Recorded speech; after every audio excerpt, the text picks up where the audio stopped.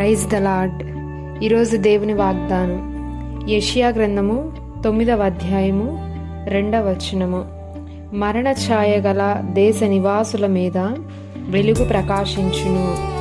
ఈరోజు పరిశుద్ధాత్మ దేవుడు మనకిస్తున్నటువంటి వాగ్దానం ఏమనగా, మరణ ఛాయ కలిగినటువంటి ప్రదేశంలో ఎవరైతే నివాసం చేయుచున్నారో, మరణముతో ఎవరు పోరాడుతూ నా జీవితంలో నేను ఈ సమస్యను జయించలేను, నా జీవితాన్ని ముగించాలి అనే ఆలోచనతో ఎవరైతే ఉండి ఉన్నారో అట్టి వారితో దేవుడు మాట్లాడుతున్నారు. మన జీవితాన్ని ముగించవలసినటువంటి అవసరం లేదు, కానీ ఆ మరణం యొక్క అంచుల నుండి తప్పించుటకు సమర్థవంతుడైనటువంటి యేసయ్య మన పక్షముగా ఉన్నాడు ఈరోజు. కాబట్టి వాగ్దానము నమ్మి విశ్వాసముతో ఈ వాగ్దానం ఎత్తిపట్టి ఈరోజు ప్రార్థించండి.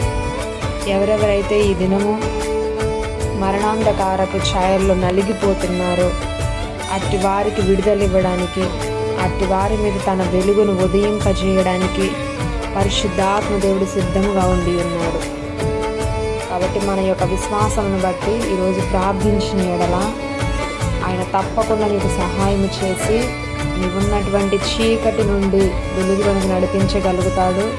నీ యొక్క మరణకారపు స్థితి నుండి విడిపించి సజీవులుగా ఆయన కొరకు సాక్షులుగా నీ ముందు నిలబెట్టగలిగే సమర్థవంతుడైన ఈ వాగ్దానం ఎట్టి ప్రార్థించి తప్పకుండా మన జీవితంలో అద్భుతమైనటువంటి మేలులు అనుభవించుదుము గాక.